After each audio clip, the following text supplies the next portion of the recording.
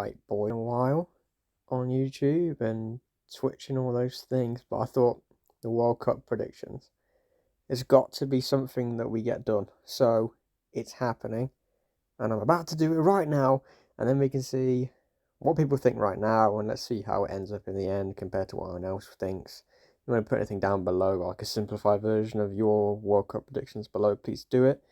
I'm currently just doing this on my phone, so I'm recording the audio on my phone with the predictions predictor, I guess. Obviously, just on my internet page on my phone.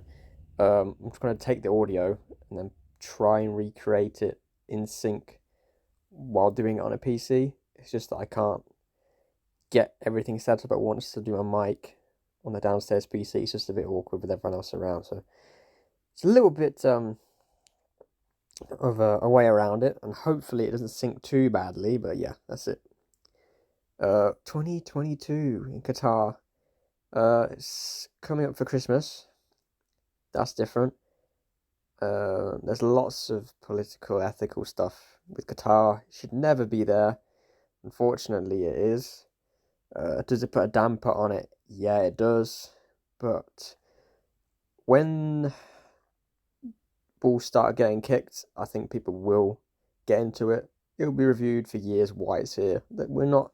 That's a whole other debate. We're just coming here for the matches today. So, without further ado, I think we should just get into it. So,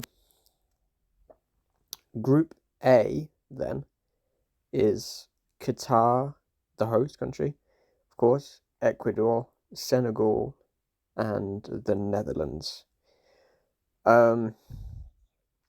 Maybe do a little bit of talking about each team, but not too much. It'll drag on forever. The Netherlands will win this, and I think this year, I think Netherlands really do have some chance, but it's all relative, I suppose. I think they're a very good side, but I don't think they're good enough to win the World Cup. But will they be good enough to cruise this group? Yes. I would expect them to go 9 points out of 9 if things go well. The other teams won't be able to compete with them. They've got a lot of strength in attack. Good defenders. Strong midfielders as well, as you probably knew. Goalkeeper position may be a little bit weak, but you know, Netherlands win this. And then, so if I've done this a week or two ago or a month ago, I'd say Senegal so simply second. But if you haven't seen the news, Sadio Mane is now out of the World Cup, confirmed. And as a neutral supporter, or like a neutral fan of football, some people might be anti-Liverpool, anti-Bayern Munich, and not hate the guy and not like the guy in general. As a football fan, you want to see the best players in the world at the World Cup. So for him to not be there, obviously for Senegal, it's absolutely devastating. For everyone, just watch. You want to see the best players. I do. Like, not everyone plays in the Premier League every week. But even then, you want to see the best player. This is football's biggest advert to the world. So for him to be out of it, it sucks. It does suck. But Qatar, I'm ruling straight out. Like, they go bottom. They won't be able to compete here. There's talk of bribes. Let's pretend that wasn't said. So he leaves you Ecuador and Senegal. I still think Senegal will edge it. I do. Ecuador are a good side though. A little bit underestimated, I think, but I don't think they got enough personally. So yeah, that's the way I'm doing it. Group B. So other than us, we'll probably win it, as I expect. I'll put England top straight away before we even talk about England. We've got a good squad, we really do. I'm nowhere near as confident at the World Cup though as I was going into last year's Euros. Like, people took the piss a little bit about my confidence, and obviously we were one step away from winning it, so I'm not too unhappy with what I said. But this time, in terms of the whole project, the whole tournament, I'm not buying it. But enough for England to win the group, for sure. Then, these three teams, you could put them in any order and argue it. and I don't think you could laugh at anyone. You could put them in the order there. You could put them backwards, but USA top, Wales bottom, Iran bottom. You generally could argue them all because they're all very similar, and they can all cause each other problems. And despite saying that England should win all the games, none of them will be a complete pushover. They won't. England will have to work hard to win this group, but not so much that they fail to do so. I would go Wales second, personally, because I think European football is catered to a higher standard.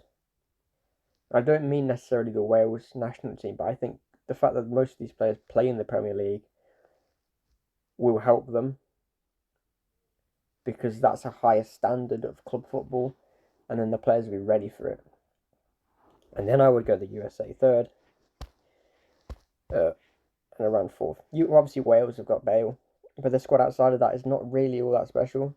But I think the togetherness and the fact that Wales is still kind of a football country gets it through. USA, you don't know what to expect. They're getting better. They've never been a football country. We're not even going to go into that banter debate, or if they've never been a football country. They may never well be in future, but they do have a few good players. They have a few players playing in the Premier League, and they've mostly selected their squad of players that aren't in the MLS, I think, which is clever because the MLS is not a strong league. It's a bit of a meme of a league. And then Iran, again, like, they're hard to break down, I'm told. I've not watched any Iran. I've watched since literally the last World Cup. But, you know, like I said, they can come second. And I'm not going to be like, what? That's outrageous. Like, they generally could come second. It's that tight in this group. But, yeah, only England, Wales, USA, Iran. Group C, Argentina, Saudi Arabia, Mexico, Poland. See, this is I'd say it's a decent group, because I think the battle for second is really competitive. I think straight away you got Argentina top, Saudi Arabia bottom. Argentina have quite a good squad. They have some of the best. They have Messi, obviously, one of the two best players in the world. I'm not here to settle that argument today. I would pick him first, but, you know, watch that, put in the comments. Okay, but yeah, he's still playing well. They have a lot of other good players. They have Dybala up front as well. Got my boy Emi Martinez in goal, so they won't concede any goals in the entire tournament, so that always helps.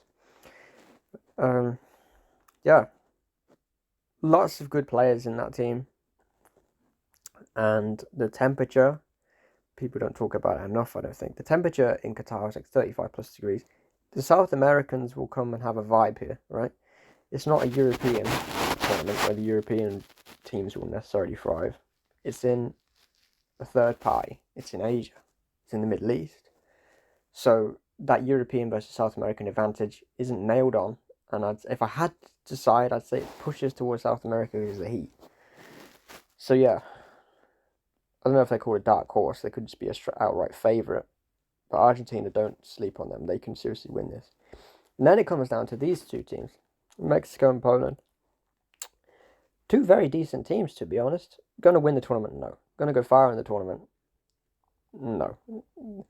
Whichever one goes through will inevitably lose the second round anyway, probably.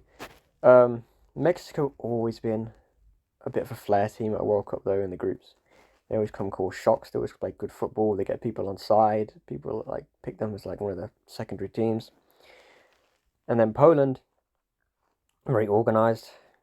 Again, they got the most famous Polish ethnic player ever, Matthew Cash, at right back. He's still learning the language. Anyway, yeah, of course they got Lewandowski, and play like that. He's always going to be a threat. One of the best strikers in the world. I would say that Poland edged this one. It will come down to that game, and I think it's the first game that they play. I think they play each other first, which immediately sets the tone for the group. So if you're Poland or Mexico, you go into that game thinking qualification probably swings on this, because we're probably going to get beat by Argentina, and we're probably going to beat Saudi Arabia, and the other team is going to do that as well. So it comes down to that tie. If it's a draw, then goal difference and all that, or a shock result. But I like that group. I look forward to it. Group D, France, Australia, Denmark, Tunisia. France win this group. Ooh. Well, I think in terms of who's qualifying, it's very obvious. It's going to be the France and Denmark. And Australia and Tunisia will not have enough. But France have not been the team that they were 2 years ago, 4 years ago when they won the World Cup. Denmark are another one of those dark horse sides, I would say, that could win this group, because I think they beat France, I believe, twice in the Nations League last year. France got relegated as well. So France are out of form. So Denmark, but then the World Cup is different. Form goes out the window in a World Cup. Every match is just grounded where it is. It's a fresh slate. It's a big slate, obviously. I struggle to see France not winning against Denmark at a World Cup, personally. But I could be wrong. But I will still opt for France first, Denmark second. Obviously, Denmark have a lot of class players. They're not a team that is like a headline team. They're not a team where you go, the players are going to be splattered all over buildings and stuff. It's like Denmark are one of the favourites. We love Denmark. It's not going to be like that. But they have a good supporting, and they will get people on side. And they are a good team, so, don't sleep on them either. Australia, Tunisia. See, this is what I would call a terrible group, right? People have to be you have to look this a different way to what some people would look at. Just because it's got two decent teams in it, France are in it and Denmark are in it. The fact that Australia and Tunisia are so weak in comparison that the group is terrible, because you already know beforehand which two teams are going to go through. This is what I mean. If I had to choose, Australia come third, Tunisia come fourth. Australia are not the team that they've been at the last couple of World Cups, with like your Tim Cahill, talisman player in it. They don't have anyone really of note in their squad anymore. Tunisia, I've not liked them since the absolute shithouse performance they tried to put on us 4 years ago, and we ended up nicking it in injury time. So yeah, for me, no, that's enough on that one. And talking of crap groups, this one is not as good as it looks, in my opinion. So Spain, Costa Rica, Germany, Japan. You look at that and think, oh my god, Germany and Spain in the same group, that's fucking sick. But I don't think Japan or Costa Rica can cause them any problems to shake this up enough. Costa Rica can bomb. I think they're a very poor side. And people have said they're a very poor side. They have a great goalkeeper, Navas in goal. I don't think they have anything outfield to cause even Japan a problem. So they come bottom for me. Japan will come third. But can they do it? They have a lot of fast players. They don't have any standout players. You've got like Minamino in there. You've got like Tomiyasu in there from Arsenal in defence. I'm struggling to think off the top of my head anymore, really. There's a lot of good players in there, and I think they're fast. They've got a lot of fast players, a lot of speed, so they can cause problems. But like I said, with these sorts of teams, teams like Japan, it's the defence that really will screw them up against Spain and Germany. And I think Spain are kind of going into that second tune of a generational squad. Like Pedri is coming through. I've not seen enough of him, however the hype around him is huge, so I'm quite excited to see how he plays. I think he's only like 21. Gavi is coming through. He's only like 17, 18 as well. Will they score goals though? I'm trying to think off the top of my head who their attack force is. If it's still Morata, maybe you've got a problem there. Germany as well. You've got Musiala coming through, brilliant player. You've got players who have come into the top of their game, like Serge Gnabry. You've got Obviously, still got the old heads in there, still taking Muller for experience, a lot of experience. Neuer in goal, probably. Maybe to Stegen, but again, another world-class goalkeeper. So now I'm thinking maybe I do want to swap them around. But now I'll go with... I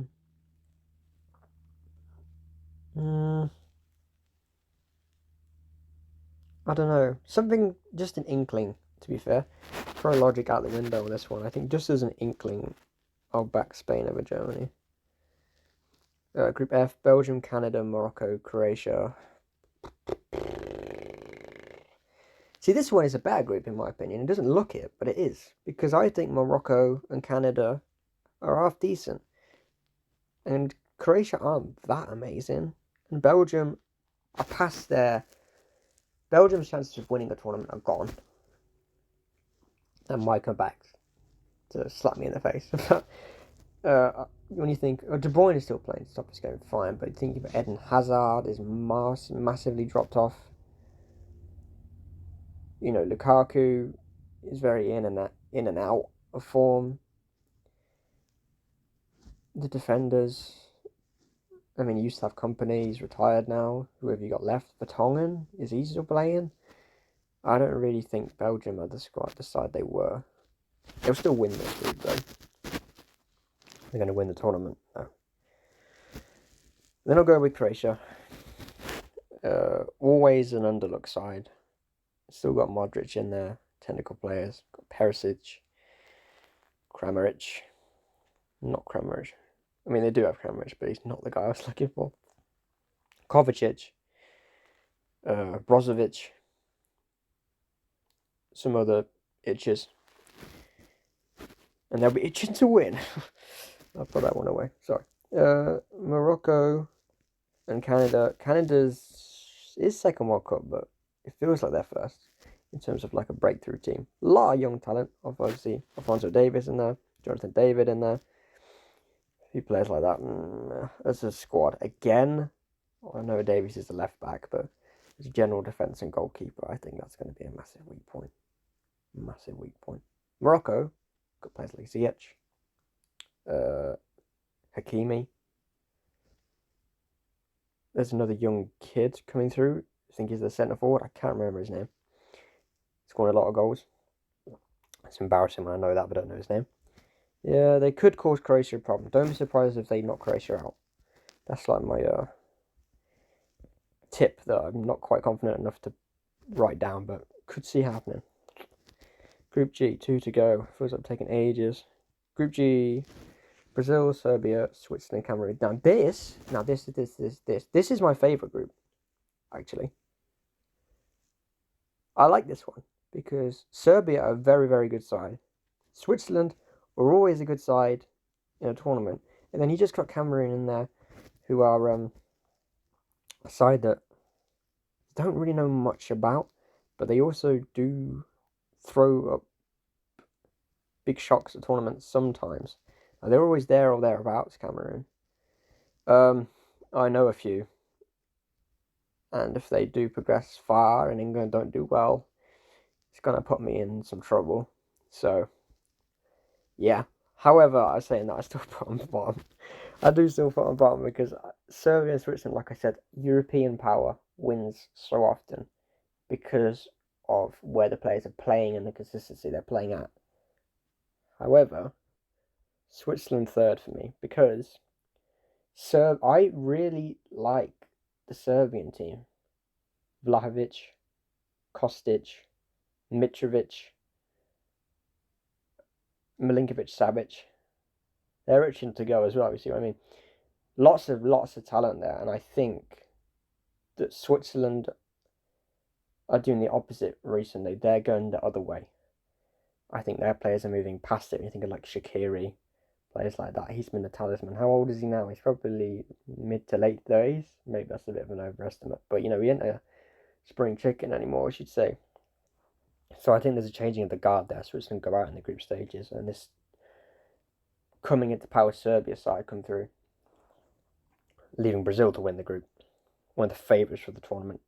Their squad reminds me of the 2018 France squad, as in, like, you look at it and there is absolutely special players everywhere. brilliant goalkeepers. Two of them, the one who isn't playing would probably play for at least 25 or 26 of the other teams of the World Cup if he was that nation. You know, great defenders and fullbacks, great midfielders. Obviously, you've still got Neymar there, you've got Mrs. Junior there. You know, you've got Jesus up top, who is, some people have a go at him this season, still doing it, even though he's not contributing directly for Arsenal, still a very creative player. And they've missed like the centre forward for a while. Like they never had that direct centre forward. You know, they've always like thrown a winger there or had like a graveyard shift player up there, leaving it to the wingers and the midfielders. This is a serious Brazil squad. A serious Brazil squad. And this is a difficult group, and I still think they'll come through it relatively safely. Last group then.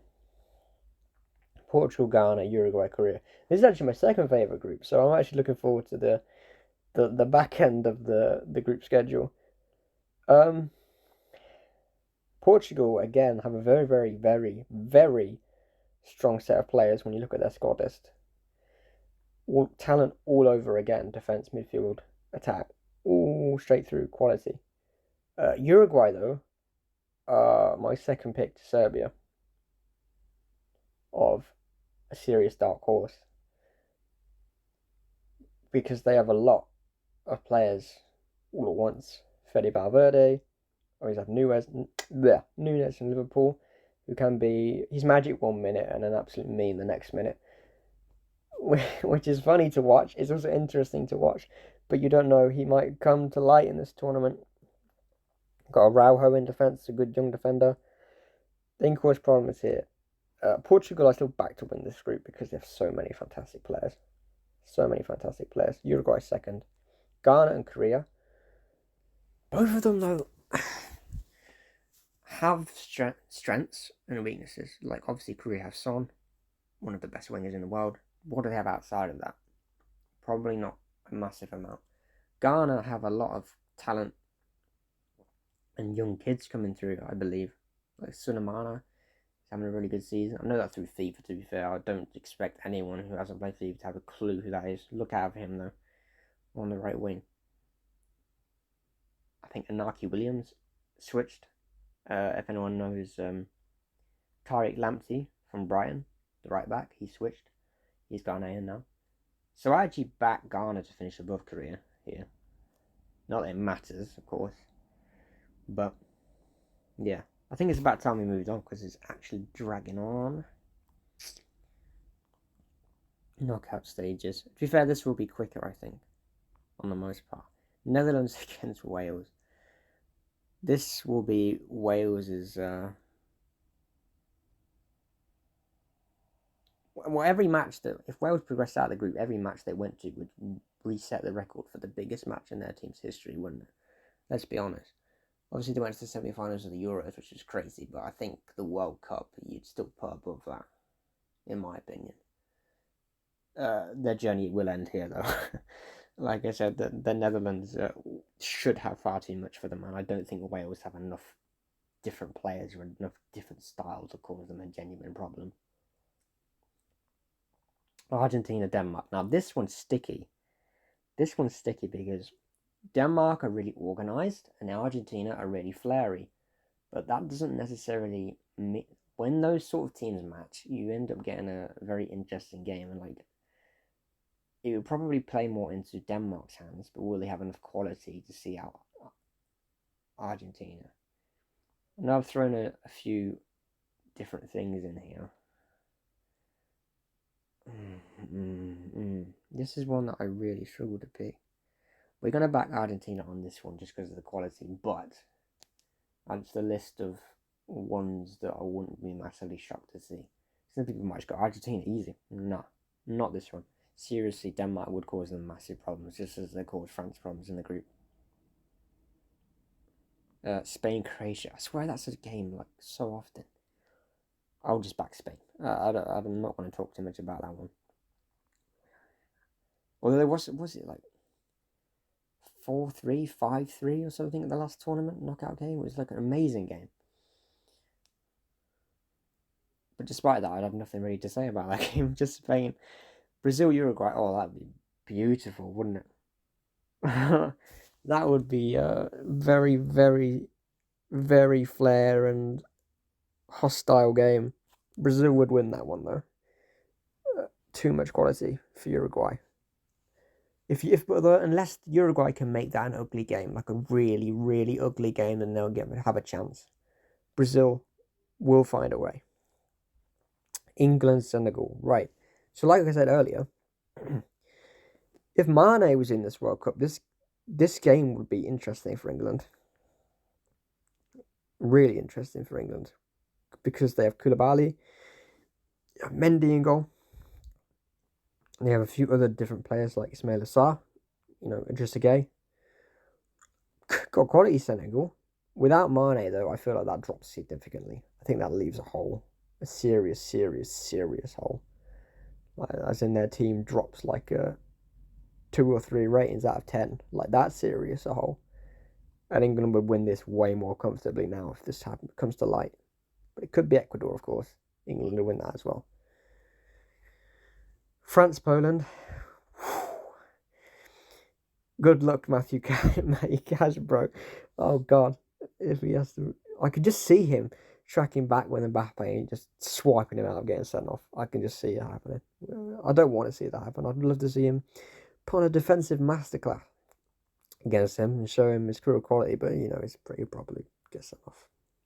It's a Matty Cash style thing to do. France love too much to Poland. Belgium, Germany. Germany. Like I said, changing of the guard. There's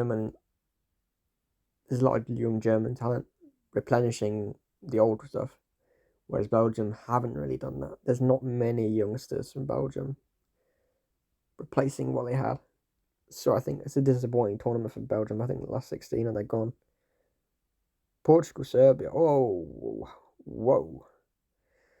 Now this would be a brilliant game. One of the picks of the round. Serbia beat them twice in qualifying, but it might be the same as France-Denmark, where in the big tournament, the team on paper that's better will shine through. Portugal win.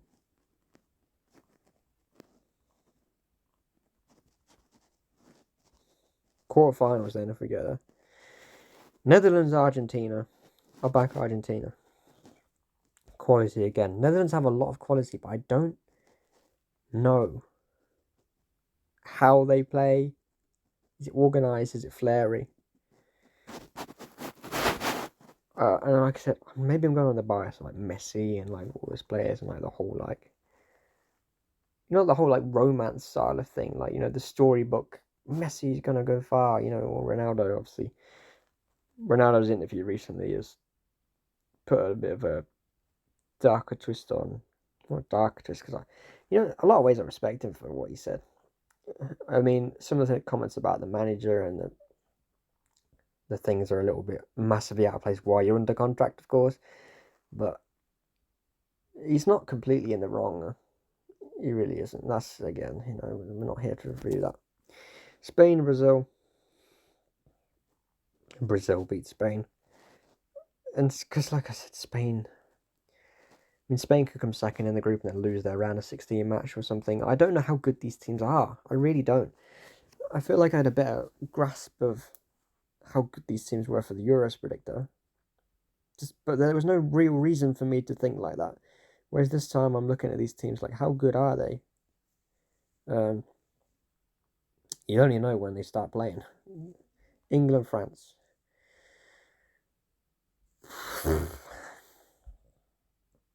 I'm sorry, lads, but England's tournament would end here. There's no it's coming home party this time on my predictor. I do not think that England could beat a France team. I really don't. In a competitive World Cup quarter-final, on that stage, that pressure, I don't think we got enough. I really don't. Like, our back three against like Mbappe and that, it's just honestly bloody nightmare fuel, isn't it? To think, how are we going to try and see that out? We won't have enough, lads. We won't have enough. Devastated to say it, we won't have enough if that's the game. Let's move on before we all start tearing up. Germany, Portugal. Oh dear. Gosh.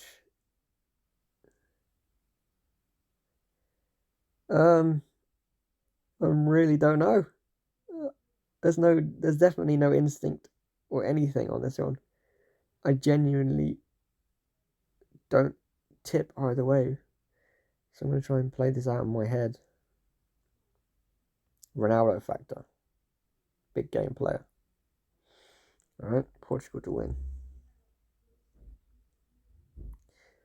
That would set up to outrageous semi-finals. Argentina, Brazil, oh my god, as a World Cup semi-final would be crazy. Crazy, crazy. The whole world stop what you're doing and watch this.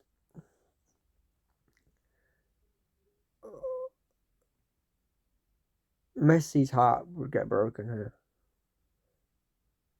Because Brazil have a better all-round squad. They do. And it's alright for Messi though, because he can console his mate Ronaldo on the plane home. Because France will have too much for Portugal as well. I think. Obviously, there is they call it the World Cup curse. I don't know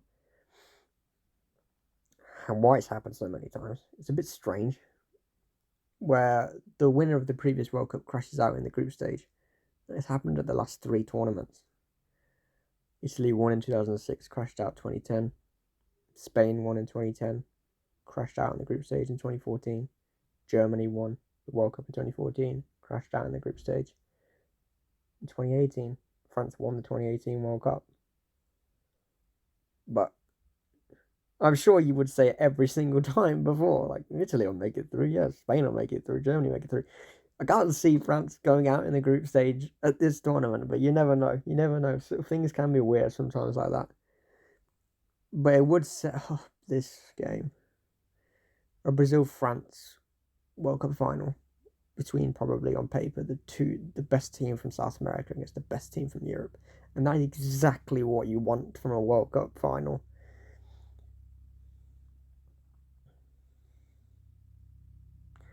And I think, lads, that the World Cup would go South American. I think Brazil will win this World Cup. I really do. I think the style they play, the players and the depth they've got, they're strong at the back. They've got so many flair players. They've got great midfielders, great leaders in the team, that they are my pick for first choice. Obviously, with France, no Pogba, no Kante. You've got Ballon d'Or winner Karim Benzema, and you've got football's love child Kylian Mbappe up front. Still got loads of sick players. But I just think Brazil. I think it's time for the European domination to end again. To me, it just seems like Brazil are going to win this tournament. They'll probably get turned over by Serbia in their opening one game. And they were like, oh god, people have got Brazil wrong. But, yeah. Yeah. For me, Brazil. Yeah, Brazil win this tournament. A few other things, though, that we could do. I'd probably still pick Mbappe for Golden Boot, because he gets to play against Australia and Tunisia, and he could have it won in those 2 games if he wants, because I could genuinely see the goals going nuts. What else do you have? Player of the tournament? Maybe it's a Neymar or a Vinicius, to be honest.